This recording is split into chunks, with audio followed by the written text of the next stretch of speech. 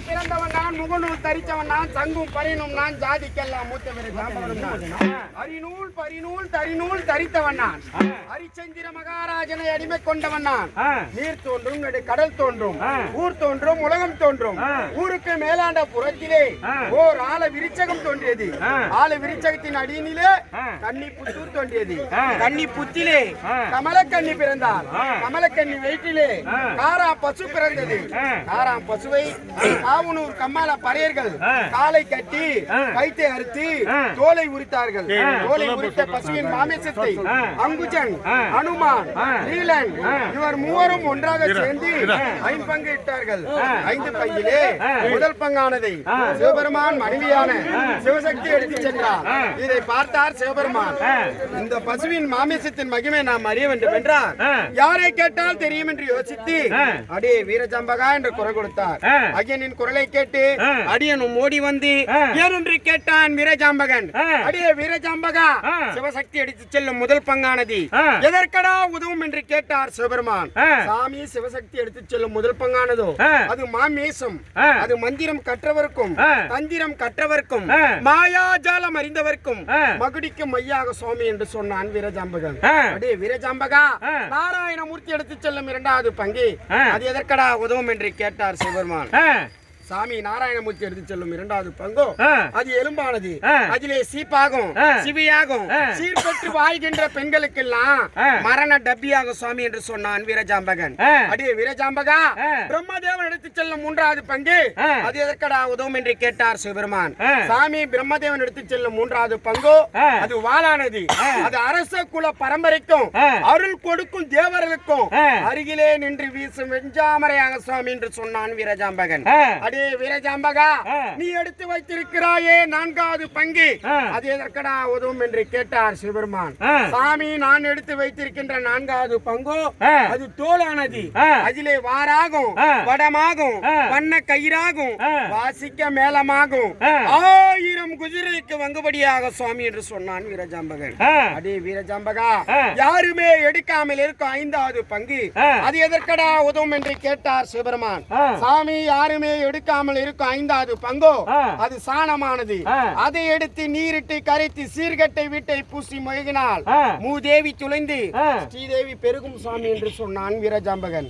அடே வீரஜாம்பகா, பசுவின் மாமேசத்தின் மகிமை நான் அறிந்து கொண்டேன்.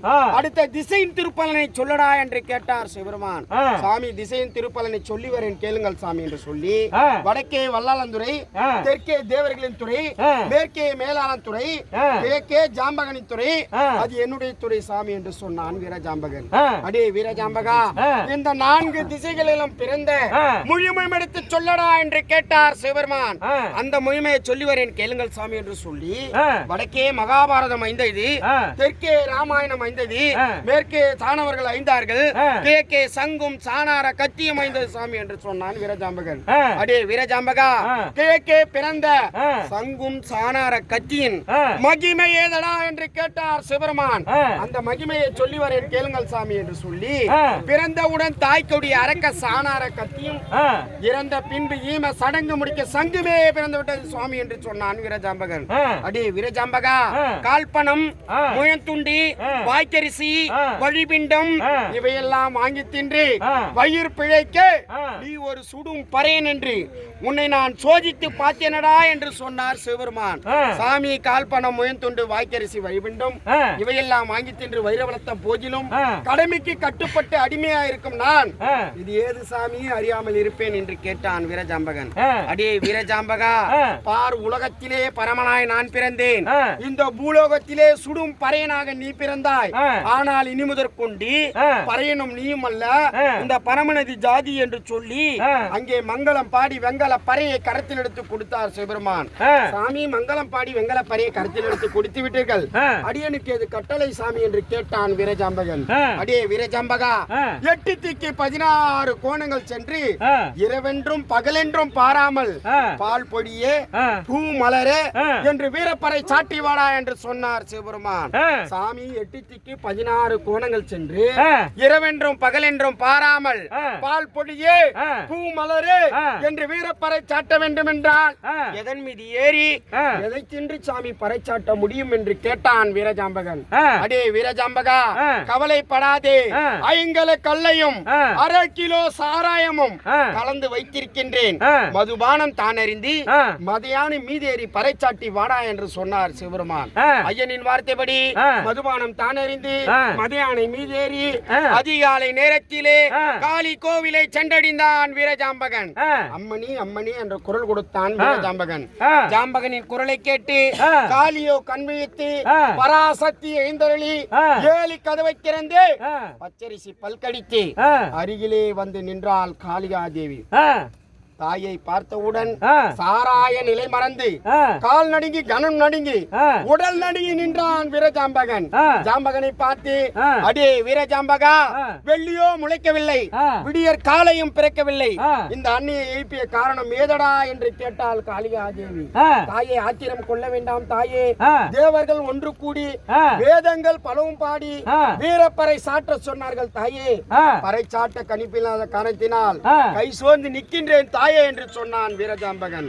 ஜாம்பகனின் பாவத்தை பார்த்து வாசலிலே இருந்த வேங்கை மரமானதை அடியும் தள்ளி முனையும் தள்ளி மீதமுள்ளதை கணிப்பாக கொடுத்தாள் காளிகாதேவி கரத்திலே. தாயின் கருணையினால் கணிப்பை பெற்ற வீரஜாம்பகன் போய் சேர்ந்தான் கம்மாள தேசம்.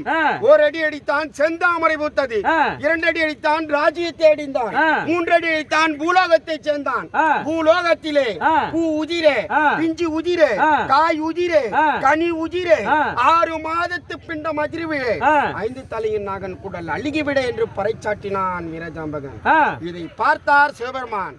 அடே வீரஜாம்பகா, நான் சொல்லியது ஒன்று, நீ செய்வது ஒன்று இருக்கிறதே, ஏனடா இப்படி செய்தாய் என்று கேட்டார் சிவபெருமான். ஐயனே, நீங்கள் சொல்லியபடி செய்தேன் என்றால் அடியனும் பிழைக்க முடியாது. பார், உலகத்திலே பாவ புண்ணியங்களை அறிய முடியாது சுவாமி என்று சொன்னான் வீரஜாம்பகன். அடே வீரஜாம்பகா, உலகத்திலே பாவ புண்ணியங்களை அறிவதற்கு வழி இருக்கிறதா என்று கேட்டார் சிவபெருமான். இருக்கிறது, சொல்லி வரும் கேளுங்கள் சாமி என்று சொல்லி தாயை உதைத்தவனும் தன் பிறவி நொந்தவனும் தந்தையினை மனநோக செய்தவனும் தாரத்தை மதியாமல் சென்றவனும் கூலியை குறைத்தவனும் குறைப்படி இட்டவனும் குண்டி நீர் கலகமைத்து குடும்பத்தை பிரித்தவனும் யசவன் எருதை ஏறு கட்டி விழுதவனும் பாலிலே நீரிட்டு கலந்தவனும் கன்றுக்கு பால் விடாமல் கறந்தவனும் அங்காடி கூடையை அதிரவலிக்கு எடுத்தவனும் கோவில் சொத்தை சொன்னவனும் கொள்ளை அடித்தவனும் கொலை புரிந்தவனும் எதையும் கண்டும் காணாமல் பொய்ச்சாட்சி சொன்னவனும் இப்பேற்பட்ட பாவிகளுக்கெல்லாம் அட்டக்குயி, அரணக்குயி, வள்ளிக்குயி, பாம்பு குயி என்று சொல்லும் நரகமே கிடைக்கும் சாமி என்று சொன்னான் வீரஜாம்பகன். அடே வீரஜாம்பகா, புண்ணியம் செய்தவர்க்கு ஏதடா கட்டளை என்று கேட்டார் சிவபெருமான். அதையும் சொல்லி வரேன் கேளுங்கள் சாமி என்று சொல்லி மாமரம் வைத்தவனும் பூமரம் வைத்தவரும் மயிலேற மல்சுவர் கட்டியவனும் தன் தந்தை தாயை தெய்வமாக வணங்கியவனும் அடுத்தவர் மனம் நோகாமல் வாய்ந்திருந்தவனும் பசி என்று வந்தவருக்கு பால் கொடுத்தவனும் இப்பேற்பட்ட புண்ணியவான்கள் எல்லாம் ஐயனின் அருள் பெற்று மல்லி முல்லை மந்தாரை என்று சொல்லும் மலர்களை கொண்டு வந்து ஐயனான் உன் பாதத்திலே கொண்டு வந்து சேர்ப்பார்கள் சாமி என்று சொன்னான் வீரஜாம்பகன். அடே வீரஜாம்பகா, என்னுடைய பாதத்திலே கொண்டு வந்து சேர்த்தால் ஏதடா புண்ணியம் என்று கேட்டார் சிவபெருமான். இருக்கிறது, சொல்லி வரேன் கேளுங்கள் சாமி என்று சொல்லி இந்த விண்ணுக்கும் மண்ணுக்கும் இடையே உள்ளவன் நீயே, இன்று விதி முடிந்து விதிவிலக்கை ஏற்றியவனும் நீயே, இன்று விதி முடிந்து வந்த இந்த நரனை கண்டு இவர் செய்த பாவத்தை எல்லாம் போக்கி இவருக்கு சொர்க்கமே அளிக்க வேண்டும் சுவாமி என்று சொன்னான் வீரஜாம்பகன். அடே வீரஜாம்பகா, பார், உன் எண்ணம் உலகம் எங்க நிறைவேற்றும் சொல்லி எனக்கு வரம் கொடுத்தார் சிவபெருமான். அந்த அயனிடத்திலே அருளே வாங்கிய அடியன் வீரஜாம்பகன் நான் மண்ணை வெட்டி வைத்திருந்தேன். காலியை கதவத்திரே, அரிச்சஞ்சிரா வடிய விடு, கால் கட்டவரு கை கட்டவரு, முன்னத்தவன் பின்னடு பின்னத்த முன்னெடுப்பான்.